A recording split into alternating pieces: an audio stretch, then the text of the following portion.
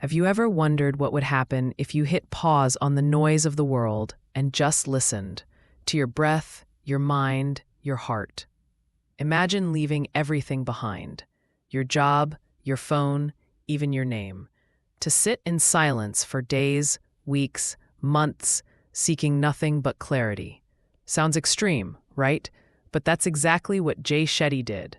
And today, you and I are about to walk through that extraordinary journey, not to escape the world, but to master it from within. Hello, I am Bharat, and welcome to Audiofybooks, where you will find excellent audio summaries of books in a very easy and interesting way.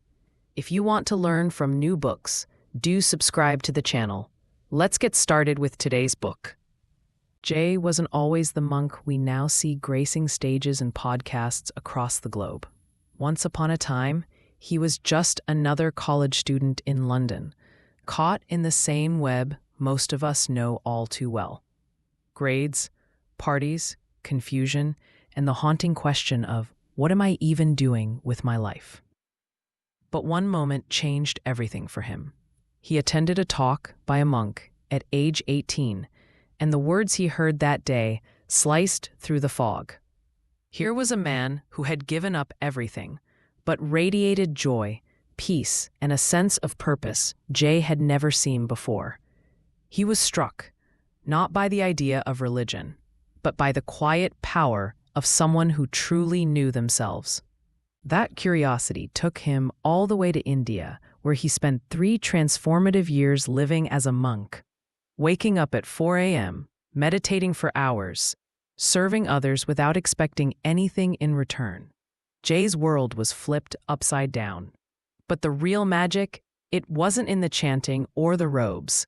It was in how those teachings reshaped his mind. And now, in Think Like a Monk, he distills all that wisdom into something we can use in everyday life. Now here's the thing. You don't need to shave your head or sit under a tree for 10 hours to benefit from this book. The real transformation begins in how you think. Because if you can train your mind, you can change your world. Jay takes us through 3 key stages: letting go, growing, and giving.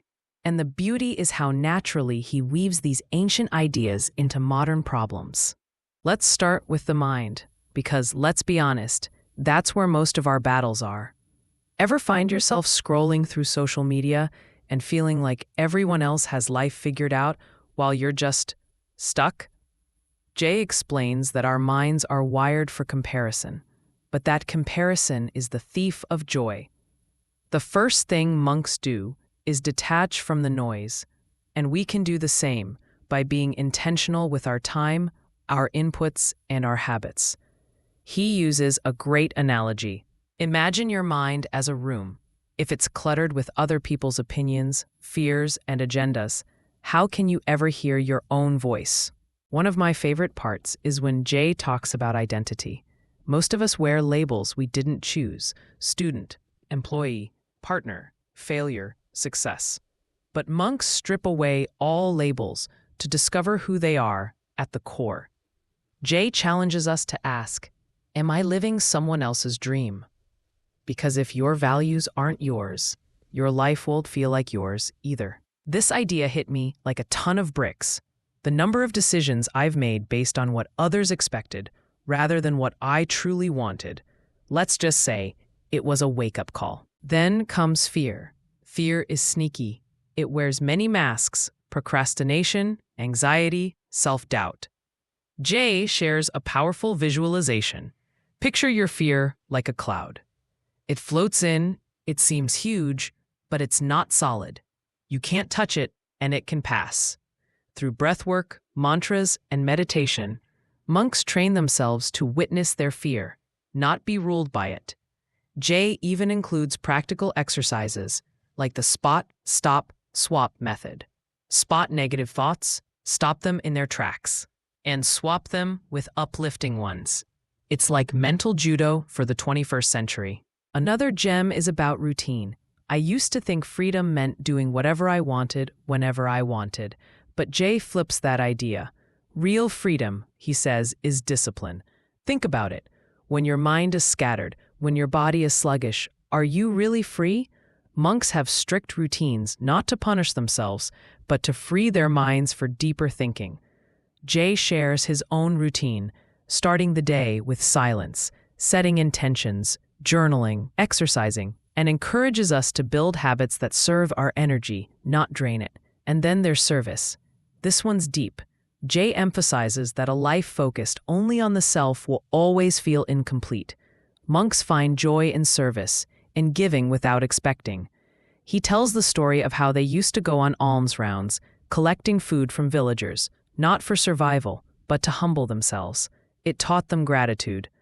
Imagine if we started every day not asking, "What can I get?" but "What can I give?" That shift alone could change everything. But Jay doesn't just drop lofty ideas. He gives you tools. For relationships, he offers this: learn to listen, not just hear. Most of us wait for our turn to speak. Monks practice deep listening, where you absorb without judgment. He also breaks down how attachment creates suffering, not because love is wrong, but because clinging to expectations is. Detachment doesn't mean apathy. It means loving fully without needing to control the outcome.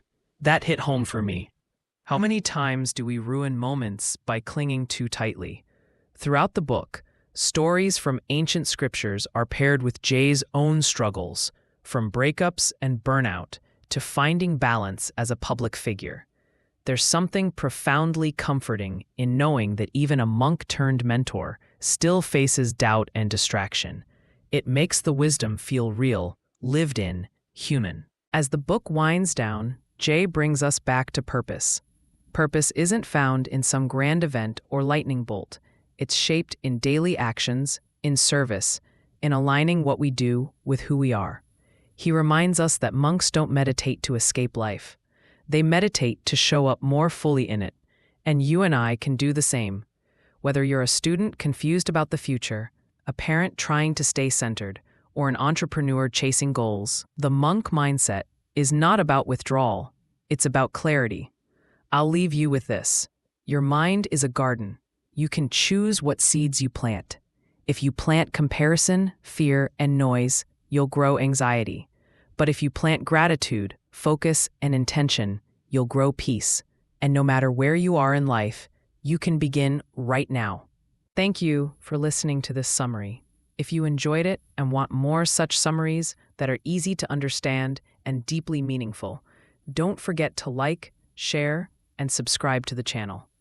This is Bharat from Audiofybooks, and I'll see you in the next one with another book that just might change your life.